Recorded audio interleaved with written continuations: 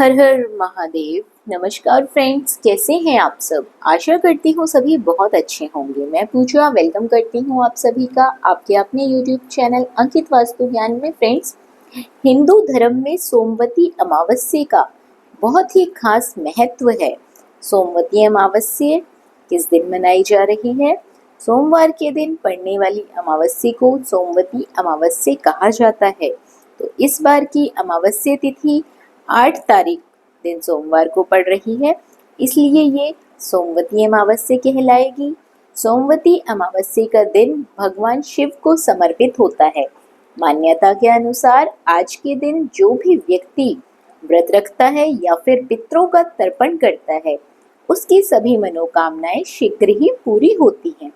सोमवती अमावस्या के दिन स्नान दान का भी महत्व होता है। कहते हैं कि सोमवती अमावस्या के दिन व्रत कथा सुनने से उत्तम फलों की प्राप्ति होती है। तो चलिए सुनते हैं सोमवती अमावस्या की पुण्य और पावन कथा। कथा को अंत तक जरूर सुने, क्योंकि अधूरी कथा सुनने से पुण्य फलों की प्राप्ति नहीं होती है। कथा के अनुसार एक गरीब ब्राह्मण था।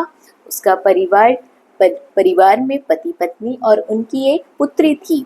आयु के अनुसार पुत्री धीरे धीरे बड़ी होने लगी। बढ़ती उम्र के साथ उसमें स्त्रियों के गुणों का भी विकास होने लगा। पुत्री बहुत ही सुंदर, सुशील और सर्वगुण संपन्न थी, लेकिन गरीब होने के कारण उसका विवाह नहीं हो पा रहा था। एक दिन उस ब्राह्मण के घर एक साधु महाराज पधारे। कन्या की सेवा से साधु महाराज का मन बहुत प्रसन्न हुआ। उन्होंने कन्या को लंबी उम्र का आशीर्वाद दिया और कहा कि इस कन्या की हथेली में तो विवाह का योग ही नहीं है।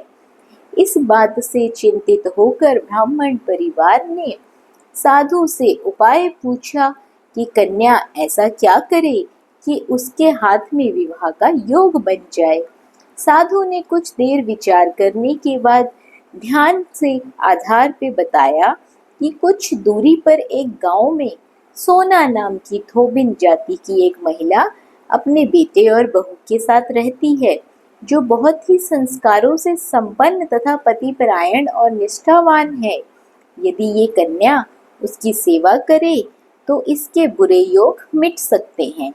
साधु ने ये भी कहा कि वह महिला कहीं आती जाती नहीं है।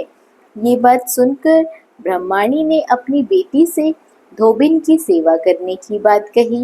अगले दिन कन्या प्रातःकाल ही उठकर सोना धोबिन के घर चली गई और वहां साफ सफाई और अन्य सारे कार्य करके अपने घर वापस आ जाती थी।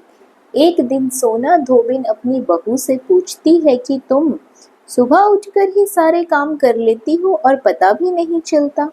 बहू ने कहा, माँ जी, मैंने तो सोचा कि आप ही सुबह सारे काम खुद ही खत्म कर देती हो, मैं तो देर से उठती हूँ।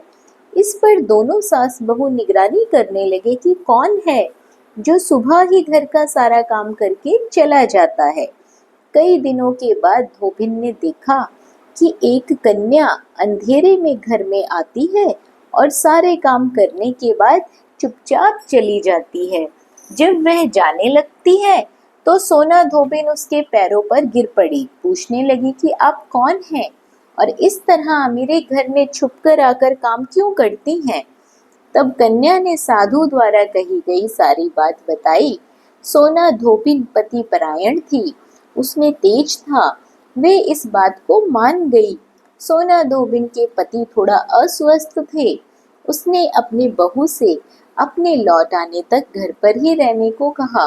सोना धोबिन ने जैसे ही अपने मांग का सिंदूर उस कन्या की मांग में लगाया, उसका पति मर गया। उसे इस बात का जब पता लगा, वह घर से निर्जल ही चली थी।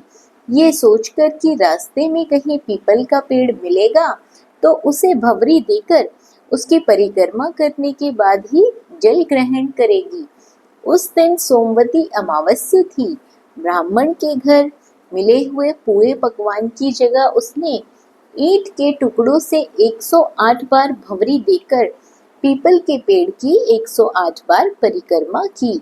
और उसके बाद ही जल ग्रहण किया। ऐसा करते ही उसका पति वापस जीवित हो उठा। इसीलिए माना जाता है कि इस दिन व्रत आदि करने से पुण्य फलों की प्राप्ति होती है। फ्रेंड्स, ये थी कथा सोमवती अमावस्या की। आशा करती हूँ आप सभी इस व्रत कथा को सुनकर पुण्य प्रताप हासिल करेंगे। वीडियो पसंद आई हो तो वीडियो को लाइक और शेयर ज़रूर करें। चैनल पर पहली बार आए हैं तो कमेंट बॉक्स पर हर हर महादेव ज़रूर लिखें। साथ ही सब्सक्राइब करना बिल्कुल ना भूलिए। बने रहिए आपके अपने यूट्यूब चैनल अंकित वास्तु ज्ञान में। धन्यवाद।